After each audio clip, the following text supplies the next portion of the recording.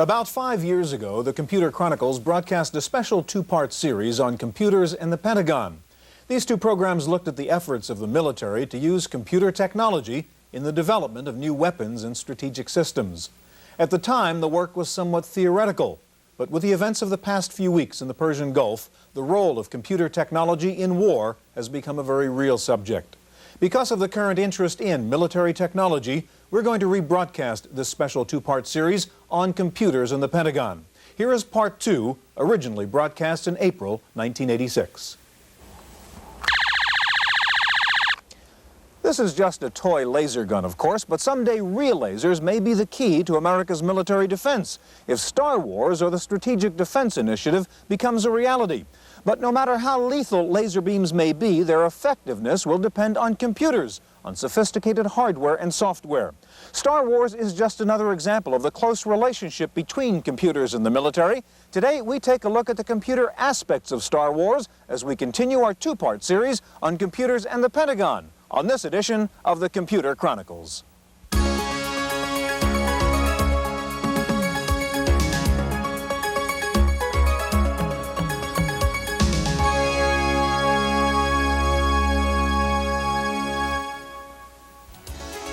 The Computer Chronicles is made possible in part by the Software Publishers Association, which reminds you it's a federal offense to copy software. The SPA provides information on how to stay software legal. Funding is also provided by PC Connection and Mac Connection, and by Byte Magazine and Bix.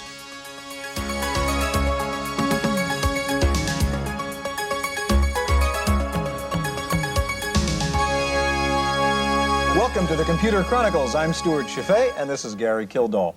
Gary, this is a game called Balance of Power, and as you can see, here's a map of the world, and there's a legend for friendly countries and hostile countries. It's a game in which the USA is pitted against the USSR for world domination, and you can blow up the world with a nuclear bomb in this thing. We use computers to play these war games at home, but the fact is these two countries are using computers to plan for these kinds of wars. Star Wars, for example, the Strategic Defense Initiative, I mean, that's a military strategy totally dependent on software, isn't it? Well, waging war used to be real simple. You just shoot an arrow and run like crazy. You can't run away from these weapons, can you? And Star Wars really brings war making to a brand new height. The programs themselves are actually making tactical decisions about what they should do right on the spot. In that case, a program bug takes on an entirely new meaning. Gary, we're going to continue now with part 2 of our look at computers in the Pentagon, and we'll begin by looking at how the U.S. Navy uses computers. Starboard engine back 1/3, port engine ahead 1/3, sir. Starboard engine back 1/3. The traditional symbols of life on a battleship are found even on the Navy's newest vessels.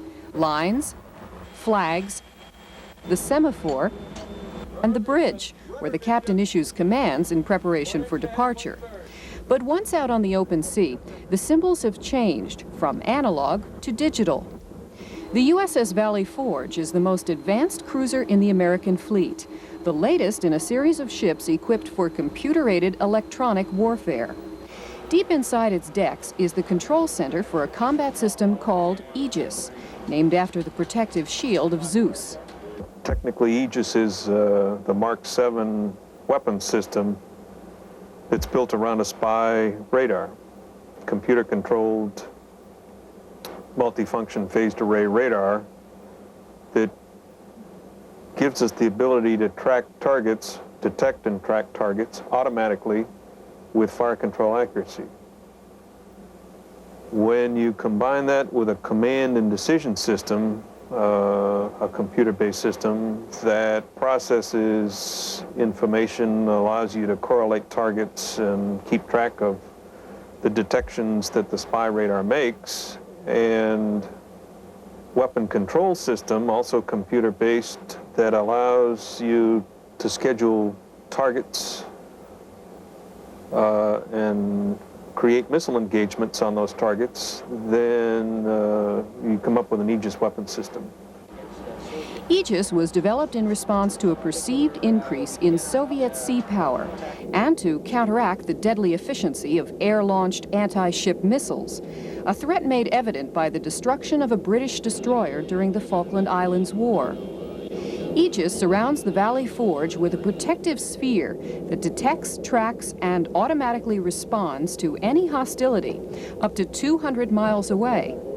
At the heart of the system is the computer-controlled Spy-1 radar, which projects beams in all directions virtually at once. Sifting through and organizing the sensor data are 3 computer systems, one for the radar, one for the weapons system, and one for the command and control.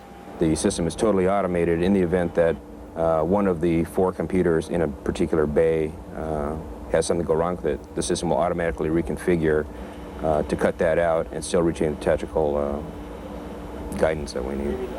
The way we're using the computers essentially is what's radical from other ships. For doctrine control, which is essentially an if-then statement. If a certain airplane or ship has a parameter, then it is either classified this or engaged as such. We are up.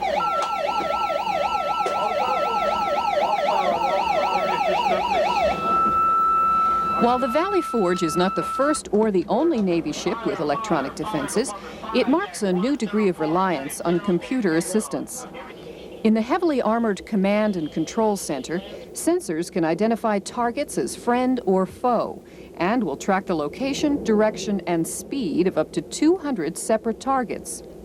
The command and decision system feeds the data to a weapons control loop, which assigns priority to the hostile targets, picks appropriate weapons, and computes trial intercepts and the time to fire.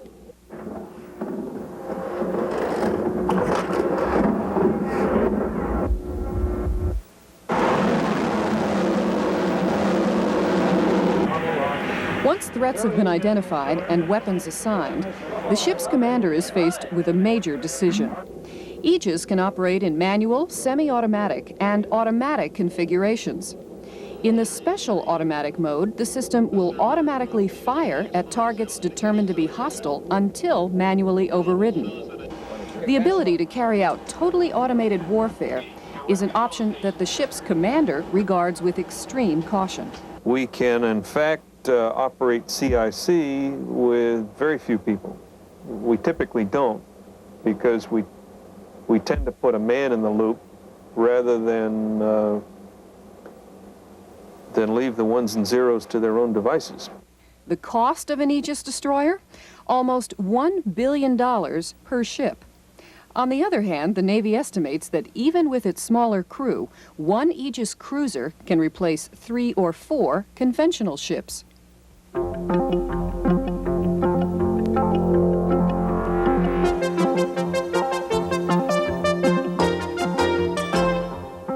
At the beginning of the program, Gary and I were playing a war game on a computer.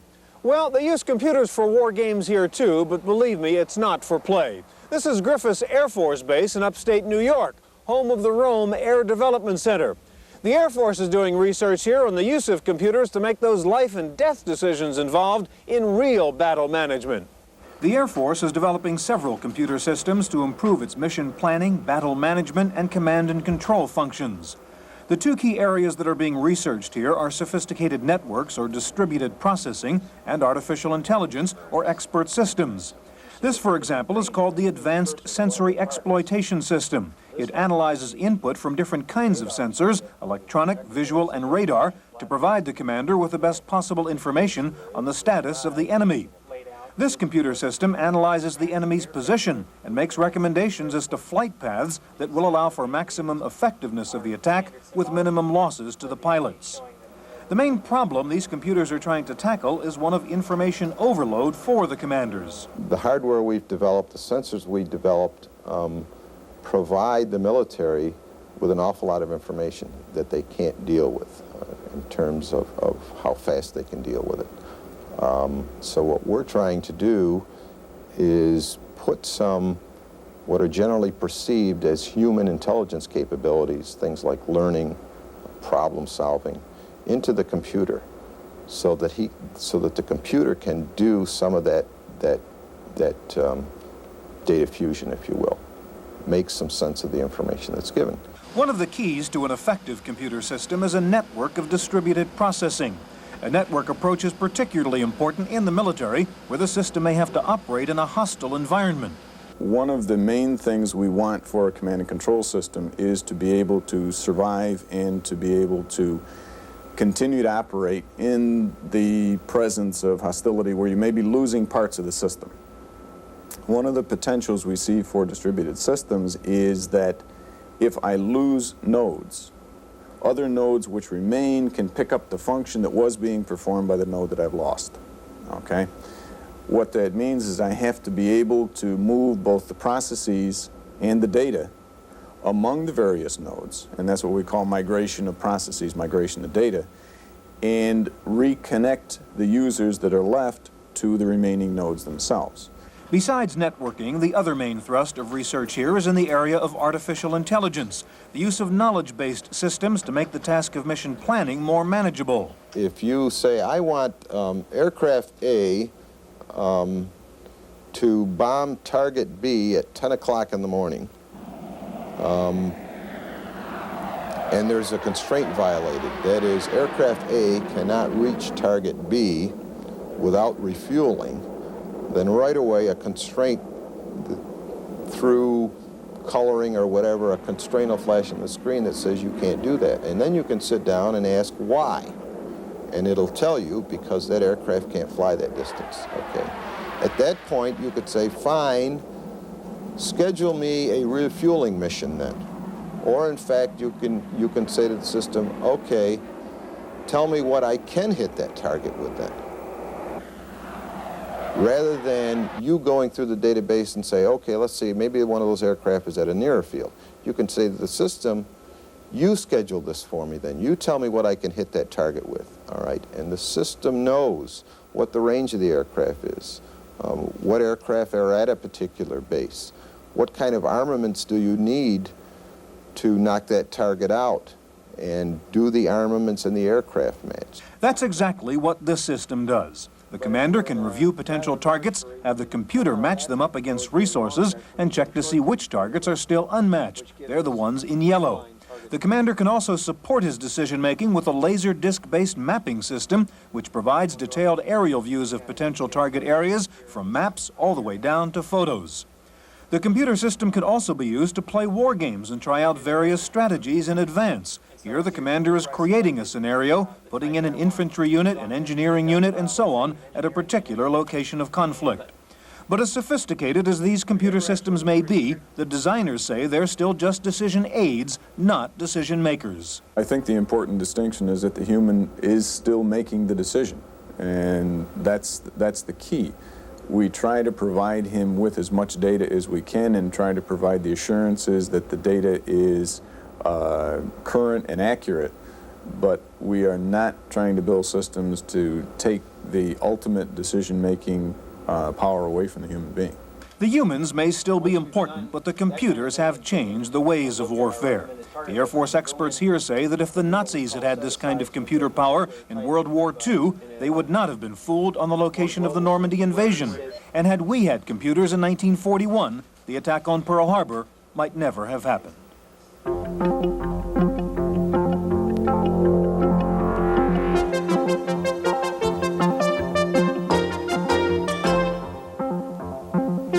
The Strategic Defense Initiative, also called SDI or Star Wars by some, is a massive undertaking in any terms and especially ambitious in its computer-related requirements.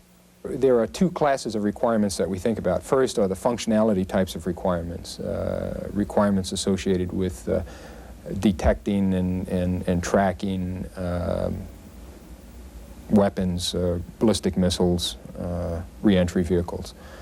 The functionality of forming the tracks and prioritizing targets so that target lists can be turned over to weapons so that re-entry vehicles can be attacked and destroyed before they re-enter the atmosphere.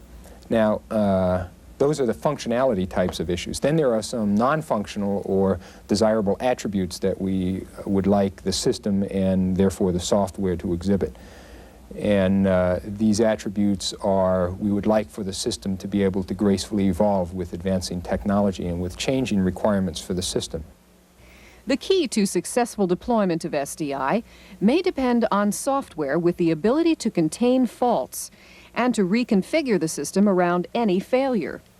SDI's enormous computational demands call for exceptional hardware as well.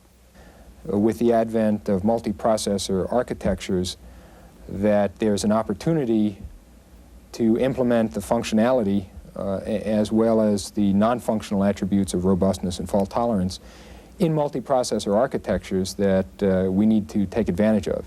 One of the things that we talk a lot about is trying to modularize the software and drive these modules to as low a level of simplicity as we can, and then to distribute the modules through the processor architectures.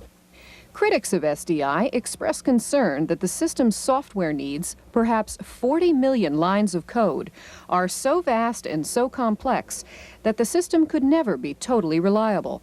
It's very, very difficult and probably impossible to develop what we would consider to be reliable software. And there are a number of reasons for that. The software would be enormously complex. It would be the most complex software package ever written, for one thing. And second of all, it can't be tested under realistic conditions. In order to test it, you'd have to have a nuclear war. SDI's distributed computer system would direct a variety of new weapons, controlled from largely autonomous space platforms. One of our key programs at the laboratory now is a ground-based free electron laser. Here you would use the large power inherent in an electron accelerator to produce visible light, and this light would be then reflected up into space, perhaps to a receiving station at geosynchronous altitude, then back down over the area of, for instance, the missile launch to other mirrors. Researchers describe the need for space-based hardware and software to be resilient and robust, not only to resist countermeasures like decoys, but to survive in outer space. It will require, for the first time, to put a lot of computer processing power hardware in space. There are issues related to that. We've never put big software systems in space either, and the taxing nature of space on not only the processor but also on volatile memories provides us some questions. Both decoys and anti-satellite weapons represent possible Soviet responses to a defense. One warhead may be accompanied with hundreds or more light decoys, which would look to inexpensive sensor systems pretty much like the real thing. There may be 40,000 warheads. That times 100 gives 4 million objects. Processing 4 million objects in typically 1,000 seconds is a very stressing kind of requirement.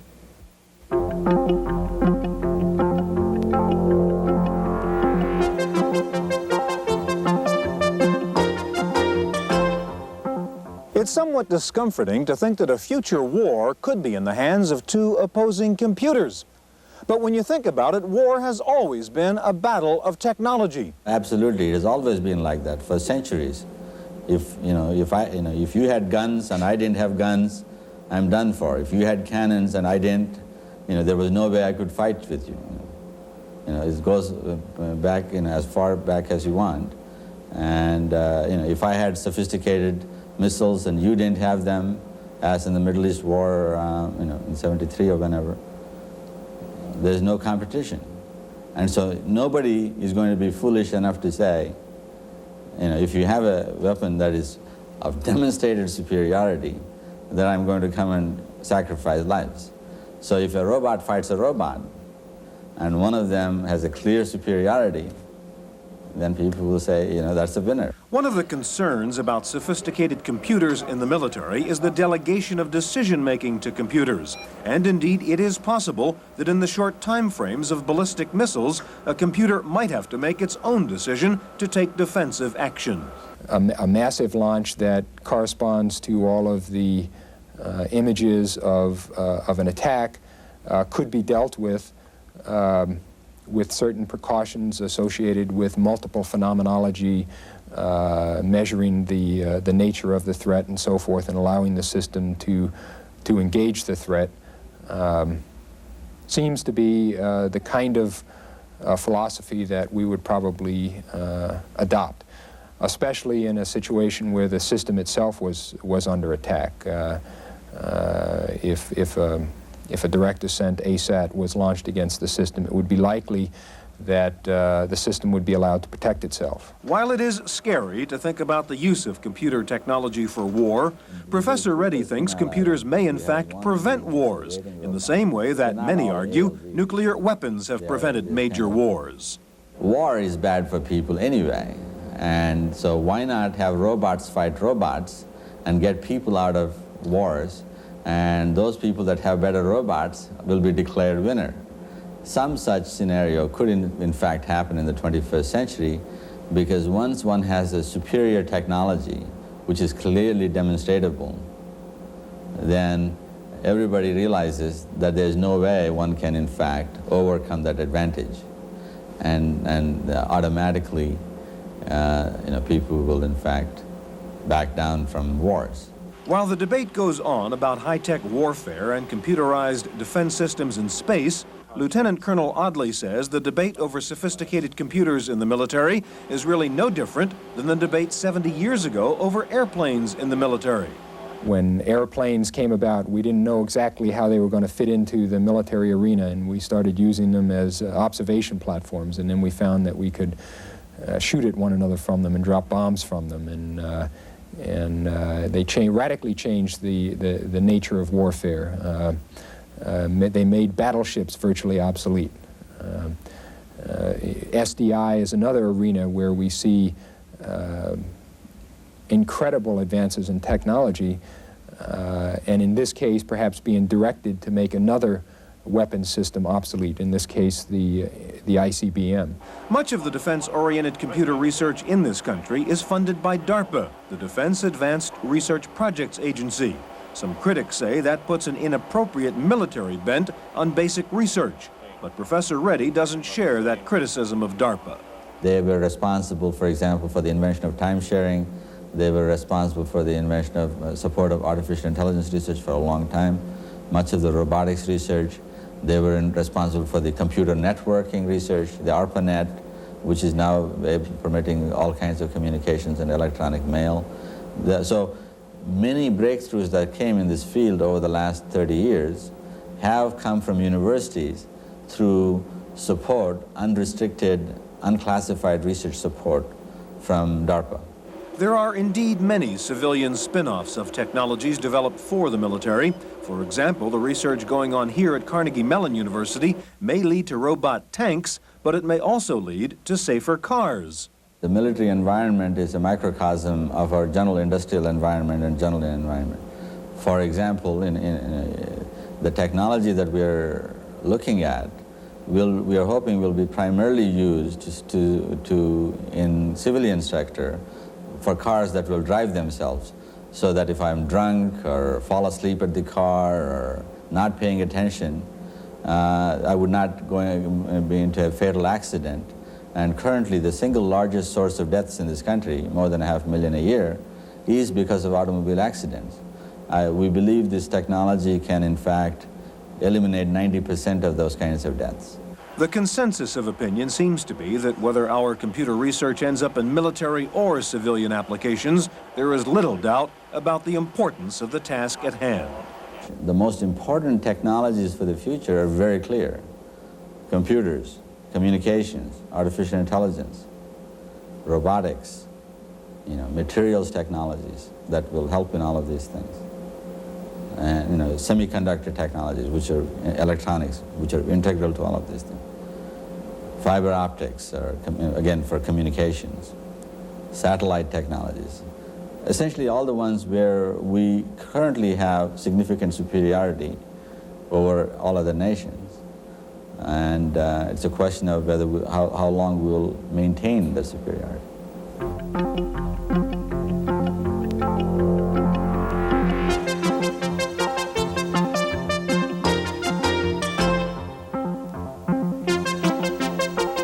Random access file this week. Computer Sciences Corporation says the Pentagon is now using its Joint Deployment System software to keep track of all military personnel and equipment in the Persian Gulf. The company also reportedly has supplied the Pentagon with military planning software that is being used by the Central Command in Saudi Arabia under General Norman Schwarzkopf to simulate battle scenarios and try out various what-if military strategies. The U.S. Army is using a sophisticated new computer system from Unisys that lets it keep track of all military personnel medical records. It's called a Tactical Army Combat Service Support System, and it can pull up a patient's medical record in seconds and identify the nearest hospital or medical unit appropriate to the needs of a soldier requiring emergency care. Unisys has also provided the coalition forces with the Airborne Battlefield Command Control Center. This is a self-contained software package that coordinates the entire battlefield theater, including air, sea, and land operations. It uses real-time battlefield data provided by pilots just returning from combat in order to define the missions for fighter pilots who are scheduled to go take off for follow-up attacks. The Marine Corps pilots are using a rugged 12-pound laptop from Grid Systems to program missions for their Harrier II attack jets. The pilots can map out their flight plans and display key data, such as potential enemy threats and known landmarks with graphic icons. The battery-powered 386 computer is also used to keep track of engine performance, weight calculations, and fuel consumption. Delrena Technology of Canada is also supporting the war effort by shipping software that reduces Defense Department paperwork. The company's software package has enabled the department to computerize over 50 of the most commonly used Pentagon forms, ranging from top-secret cover sheets to procurement requests. The war in the Persian Gulf has led to a big jump in the sales of military flight simulators. Egghead Discount Software reports an 88% increase in sales of some of its war-related games. The biggest selling titles include F-19 Stealth Fighter, F-15 Strike Eagle II, and M1 Tank Platoon. Many of the flight simulators come with Persian Gulf battle scenarios. Taking a look at this week's top 10 software titles for the PC, PC Connection reports that TurboTax from Chipsoft is in the #1 position, with Expanded Memory Manager in second. Third is the Entertainment Pack for Windows, followed by Adobe Type Manager. Windows 3.0 is in 5th place. Rounding out the top 10 PC titles are Quicken, WordPerfect 5.1, PC Globe, the Norton Utilities, and Andrew Tobias's Tax Cut. Finally, those weapons that succeed because of computer software can also fail because of software. According to German press reports, Iraq's Exocet missiles can be deactivated once in flight by sending the right software computer code to the missile. French computer specialists apparently know the disabling codes for the Iraqi Exocets, and those codes have apparently been passed on to the French warships now stationed in the Persian Gulf. Well, that's it for this week's Computer Chronicles. I'm Kate McGargy. The Computer Chronicles is made possible in part by the Software Publishers Association, which reminds you it's a federal offense to copy software. The SBA provides information on how to stay software legal. Funding is also provided by PC Connection and Mac Connection, and by Byte Magazine and Bix.